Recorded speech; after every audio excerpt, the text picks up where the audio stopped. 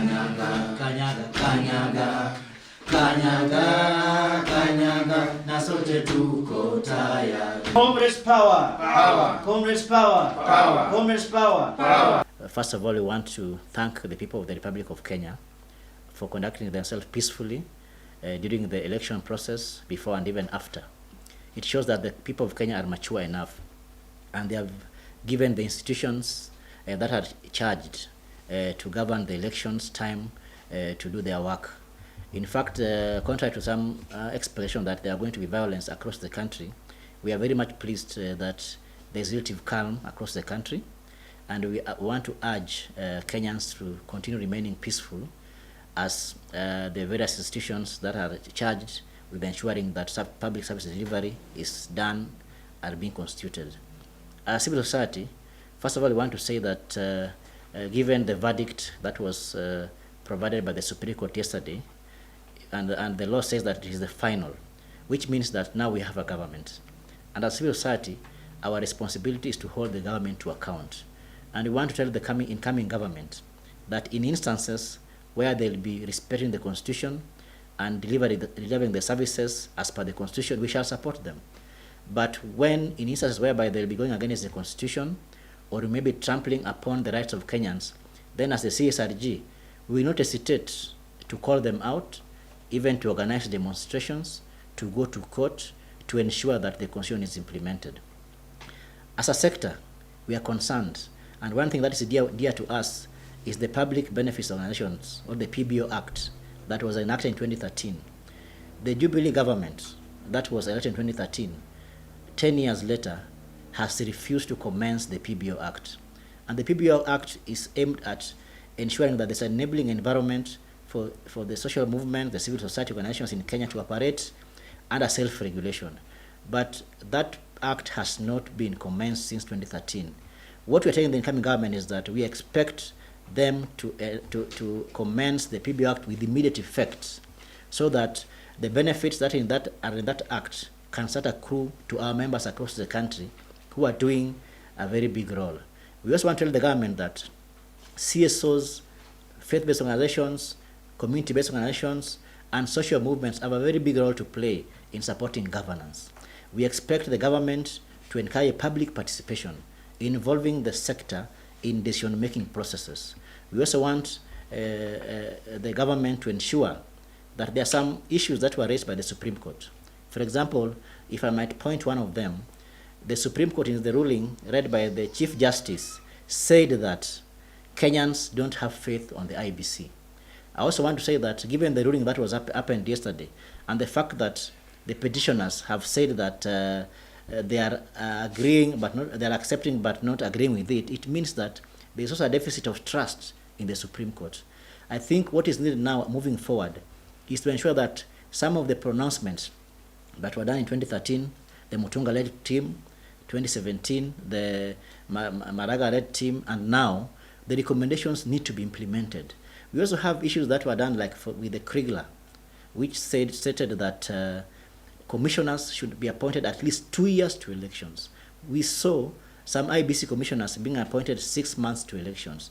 That means that as a country, we are still not following the recommendations of the institutions that we are setting out as a country. And that's why we are saying that we expect the incoming government to move with speed and ensure that we rebuild trust in the institutions that are like the police, the judiciary, the legislature, and even the executive. We need to ensure that the people, the confidence of the people is built. Sisi wamama tungependa ile two-third gender rule kwa wakati huu iweze kutekelezwa.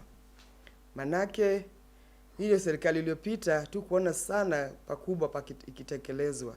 Na sasa vile kwamba tumeona tuko na governors 7, tuna tumaini na tena tuna uhakika kwamba ataiweza kuitekeleza ili sauti yetu kama wamama pia iweze kusikika. Moving forward from here as the civil society is to call upon all civil society formations and the public to start their work of protecting the Constitution of Kenya and checking the government that is coming into place.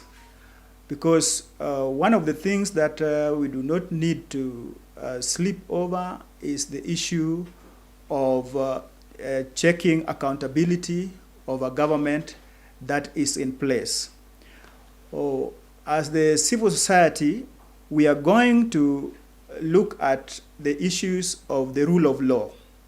We have had issues with past governments of ignoring court orders, but we want to hope and will keep our vigil on the new government that just as they are happy that the Supreme Court has pronounced itself and declared them winners of the election, then they should go ahead and respect all orders that will be coming from the court or from the judiciary.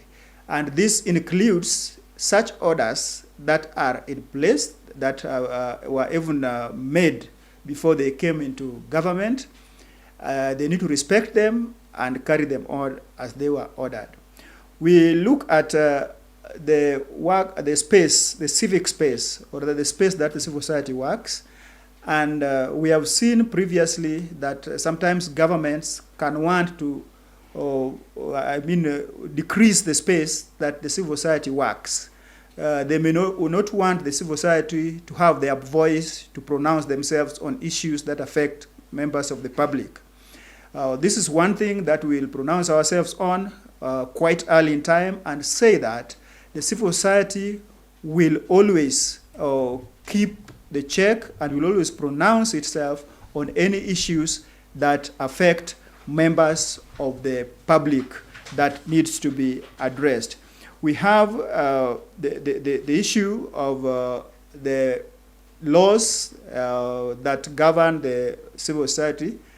And one of them, as has been mentioned, is the Public Benefits Organizations Act that was actually signed into law by President Kibaki in 2013, but has not been implemented or commenced up to today.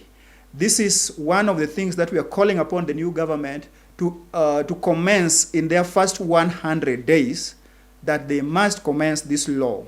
Because one of the things they said is that they are going to work with the civil society, and this is one way of enabling the civil society to do their work. We look at the issues that affect the mwananchi, and the cost of living is very high currently. And the public debt is too high. It's over 10 trillion. And what we are saying and calling upon the new government is that they should stop taking any more loans, and they should open the debt register so that members of the public will know what exactly are the debts that Kenya as a country is having, and how those debts, or rather the funds that were brought in, how they were used, and if there are any balances of those funds, how they are going to be used on the way forward. Comrades, power! Power! Comrades, power! Power!